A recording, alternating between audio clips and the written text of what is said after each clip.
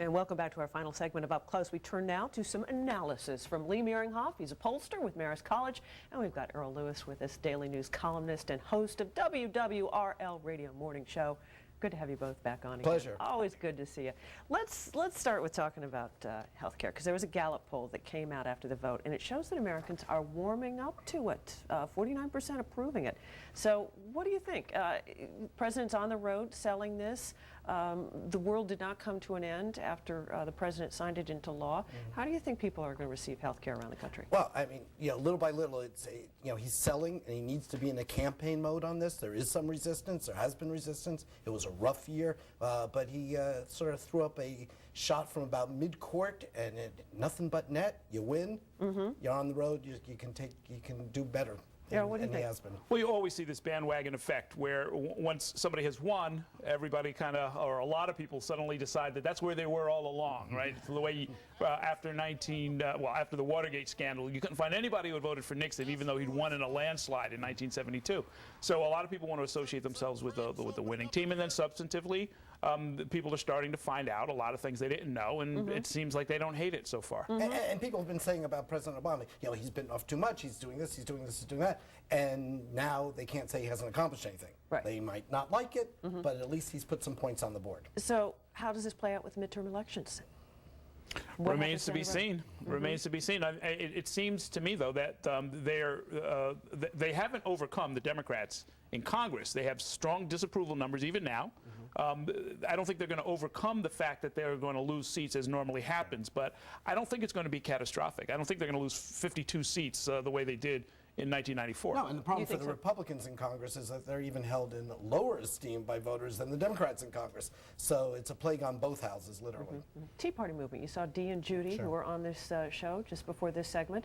They're going to have much traction here in New York? What do you think? In a blue state? They're from the part of Long Island that elected the first Tea Party candidate anywhere in the country to an actual government office. So there's something going on there. They were relatively low-key. They're not the ones that the national media have focused on. So they're sort of a gently brewed tea, if you want to call it that. And they've got enough issues. They've got some substantive issues out there. They've got some real issues around immigration and the labor market out there. They look like they're ready to do something. Here's what they can represent for more conservative voters a mobilization. Obviously, that's a good thing. What they also can do is they can splinter some votes if they start running candidates on their own, or if they're endorsing in mixed primary settings. I mean, they can cause a little bit of a splintering and a fracturing for some more likely to be Republican candidates than Democrats. So on the one hand, mobilization may be nice. On the other hand, there's a danger too for them. They do seem to give voice to frustration out there that Absolutely. people have with political parties. You know, what's interesting, Diana, is it's free-floating dissatisfaction. I saw you try to sort of pin them down on, well, what are you going to do? Who are you going to support? What's the process whereby you're going to do this? They don't have answers to any of that. And what that speaks to me is, yes, they're disgusted with the incumbents. They've got every reason to be. When they start making choices, selecting one candidate over another, making ties, which is always the third-party game in New York, making ties with one or another of the various parties out there, that's where it starts to get a little complicated. Yeah, and the history of social movements in America, which is a long history, has to do with discipline and leadership. And right now they are still in the infancy stage of that. They have a following, but they haven't really gelled organizationally yet. Talk about the Senate race for a moment. Nobody's running against Senator Gillibrand. Yeah, what race? Well, there are people running. Exactly. Well, there are some. You're going to get 3 phone calls. Why is that? Does she have just too much money? Is that frightening people away? The $7 million she's got in her war chest? Lee can speak to this more.